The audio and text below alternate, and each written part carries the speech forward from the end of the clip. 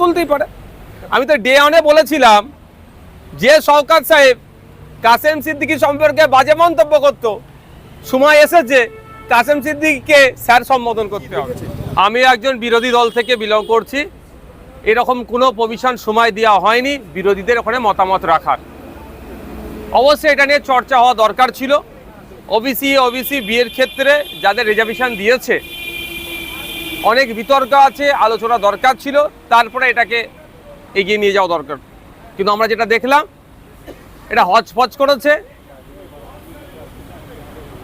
Hotchpotch করে OBC এতে যারা ছিলেন তাদেরকে অনেক ক্ষেত্রে ওবিসি বিতে পাঠিয়ে দিয়েছেন। বড় জনগোষ্ঠী শেরশাবাদিয়া থেকে শুরু করে আরও যারা আছেন, এরকম অনেক হচপচ হচ্ছে। এটা হয়তো আগামী দিনে যদি ঠিকঠাক না করে, দেখবেন প্রথমে আমরা চিঠি দিচ্ছি, চিঠি দেওয়ার পর যদি রেকটিফাই না করে আইনি লড়াই আমরা লড়বো।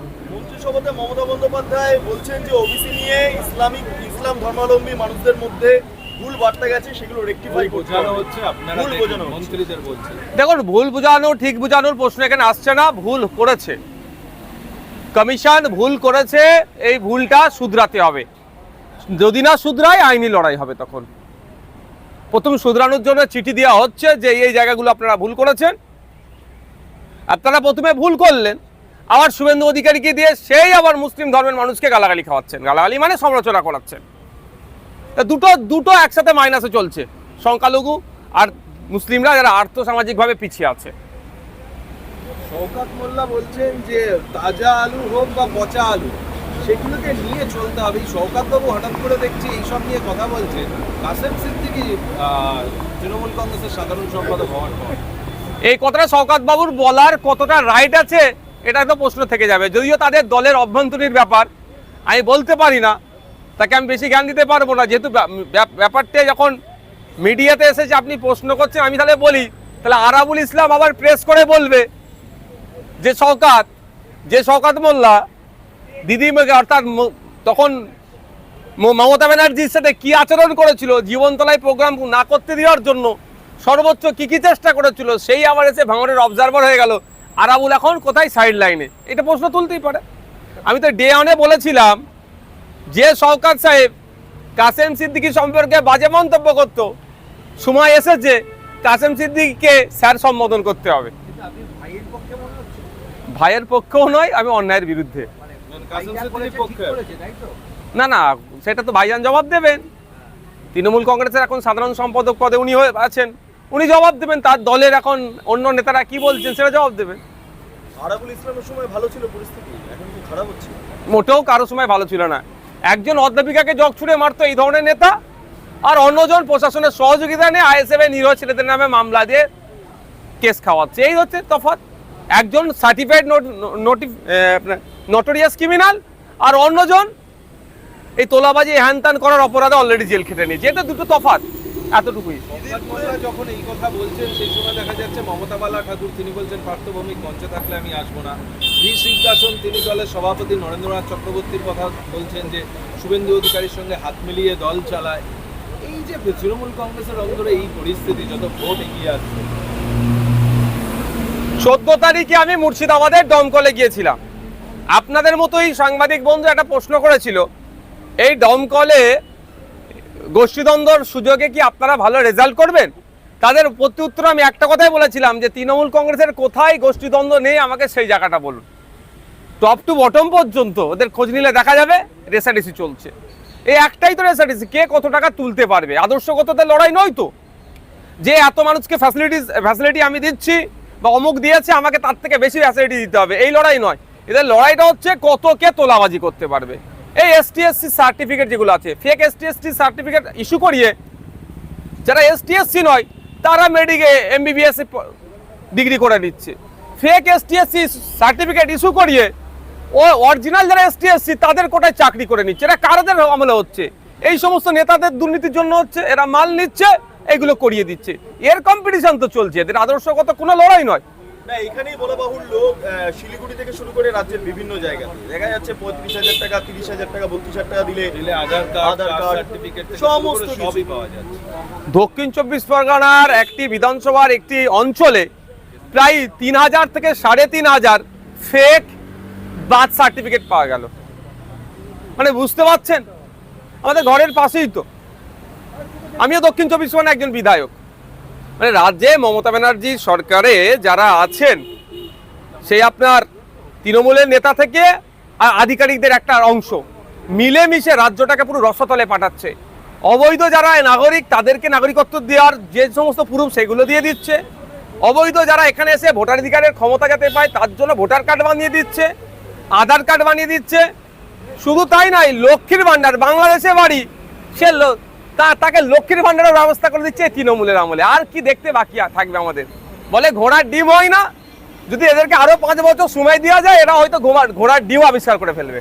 একটা বিষয়, খিদিরপুরে যা ঘটেছে আগুন, এটাকে বিরোধীদের তরফে বলা হচ্ছে ম্যান মেড। শুভেন্দু অধিকারী সরাসরি ম্যানমেডের কথাই বলছেন। শুভেন্দু বাবু কি বলছে বলতে পারবো না, ওখানকার লোকাল মানুষের সাথে কথা বলেছি আমি ওভার ফোনে, এটা বুঝতে পেরেছি পুরো একটা পরিকল্পিত ব্যাপার। আপনি যাবেন ওখানে? বলছি আমি পুরো পরিকল্পিত ব্যাপার। লক্ষ্য হচ্ছে ওখানে প্রমোটিং করতে হবে, ওই জায়গা থেকে ওদের ছড়াতে হবে।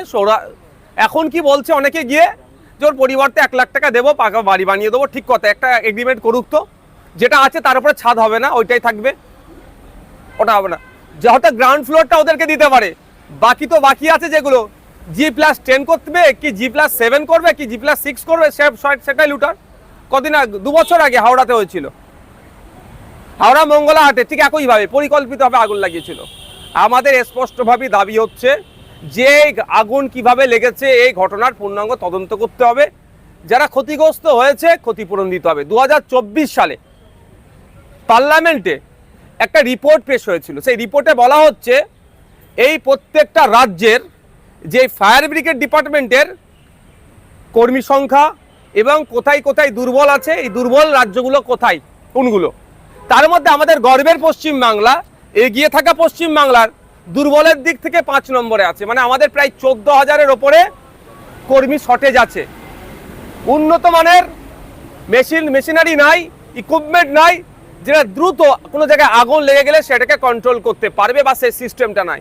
এ নিয়ে চর্চা হয় না, চর্চা হয় কোথায়? নওশাদ সিদ্দিকীর নামে 20টা কিভাবে মামলা দেওয়া যাবে, আইএসএফ এর ছেলেরা কোথায় আছে, কে নেতৃত্ব আছে খুঁজে বার করে তার বাবার নাম দাদুর নাম ঠিকুজি গোষ্ঠী বার করে কিভাবে মামলা ঢুকানো যায়, জেলে থাকার পরও এক্সট্রা মামলায় কিভাবে ট্যাগ করা যায়, এই নিয়ে ব্যতিব্যস্ত আছে। আমাদের রাজ্যে প্রায় আগুন লাগছে, মানুষ ক্ষতিগ্রস্ত হচ্ছে, ওগুলোকে কন্ট্রোল করার জন্য যে ফায়ার সিস্টেমটা আনা দরকার, আপগ্রেডেশন করা দরকার, তাতে কোনো এদের চিন্তা নাই। একটা বিষয়, যে মুখ্যমন্ত্রী আগে থেকে গিয়ে ঘোষণা করছে যে আলাদা জায়গা তৈরি হয়ে গেছে, সেখানে স্থানান্তরিত করা হবে, ফলে এটা যদি পরিকল্পনা যদি না হয় তাহলে এত দুটো সাথে আরেকটু যুক্ত করে দিই, এটা আমাদের বিধানসভার অদূরেই ঘটনা, ছুটে পৌঁছে যেতে পারবো আমরা খিদিরপুরে। সেখানে প্রায় ওখানকার দোকানদারদের কথা, আমি তাদের সাথে কথা বলেছি, যে প্রায় 1.5 ঘন্টা বাদে তারা আসছে, ফায়ার ব্রিগেডের 2টো গাড়ি এসেছে। যে 2টো গাড়ি এসেছে সেই 2টো গাড়িতে ট্যাঙ্ক খালি ছিল, পূর্ণ ট্যাঙ্কও ছিল না। এর মানেটা কি? আবার আমাদের সম্মানীয় চিফ মিনিস্টার গিয়ে বলছেন আমি আগে থেকেই আপনাদের জন্য অল্টারনেটিভ জায়গার ব্যবস্থা করে রেখেছি। তাহলে তো একটু তো সন্দেহের দানা বাঁধছে, যেখানে হয়তো জমি আঙরদের নজরে পড়েছে ওই মার্কেটটি, ওখানে স্টার হোটেল বা আমোদ প্রমোদের কিছু ভালো জায়গা বানাতে হবে, ব্যবসার কাজে লাগাতে হবে।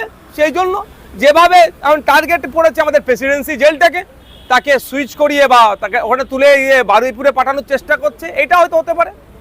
30 ঘন্টার উপরে কেটে গেল, এখনো স্টিল আগুন জ্বলছে, এখনো ধোঁয়া উঠছে, কুলিং প্রসেস নাকি চলছে। বৃষ্টির মধ্যে এত টাইম লাগে কুলিং প্রসেস? তো আমার হাতে দপ্তর, আমার যদি না ইচ্ছে যাই যথাসময় আগুন নিভাবো না, হবে কি করে? সাধারণ দোকানদারকে কি ঢুকতে দিচ্ছে নাকি? সব আমার হাতে আছে, আমি যেটা চাইবো সেটা হবে। আমি চাইছি না এখনো আরো 5 ঘন্টা 10 ঘন্টা চালাবো, চাই না, আগুন নিচ্ছে না। বুলডোজার রাখা আছে, দেখুন বুলডোজার রেখেছে, আপনাকে আমাকে চমকানোর জন্য রাখতে পারে, সেটা নিয়ে প্রশ্ন আসছে না। হয়তো আগে থেকে ছিল, হতে পারে এটা, সেটা নিয়ে আমি বিতর্কে যাব না। আমার বিতর্ক হচ্ছে যে এতক্ষণ হয়ে যাওয়ার পরেও কেন আগুনকে কন্ট্রোল নিতে পারছে না, তাহলে আমাদের ডিপার্টমেন্ট ব্যর্থ। গার্ডেন রিচ থেকে সমস্ত জায়গাতে অগ্নিকাণ্ডের পরেই বলা হচ্ছে অবৈধ নির্মাণ। প্রথমটা হচ্ছে তাহলে এত অবৈধ নির্মাণ আছে, মুখ্যমন্ত্রীও জানেন, মন্ত্রীরাও জানেন, এরপরে ওটা আটকানো যাচ্ছে না কেন? অবৈধ নির্মাণ আটকানোর দায়িত্ব হচ্ছে তো প্রশাসনের। কাউন্সিলরের কাজ কি? তার ওয়ার্ডে যে সমস্ত ফ্যাসিলিটিস বা যেগুলো পরিষেবা দেওয়ার সাথে সাথে অবৈধ যেগুলো হবে সেগুলোকে আটকানোর। কিন্তু কাউন্সিলর সেগুলো বরঞ্চ দেখা যাচ্ছে ম্যাক্সিমাম কাউন্সিলর অর্থের বিনিময়ে অবৈধ নির্মাণ করতে আরো সহযোগিতা করছে। সেটা আমাদের দুর্ভাগ্য। আমাদের জনপ্রতিনিধি কারা হয়েছে, এই বৃষ্টি এসছে।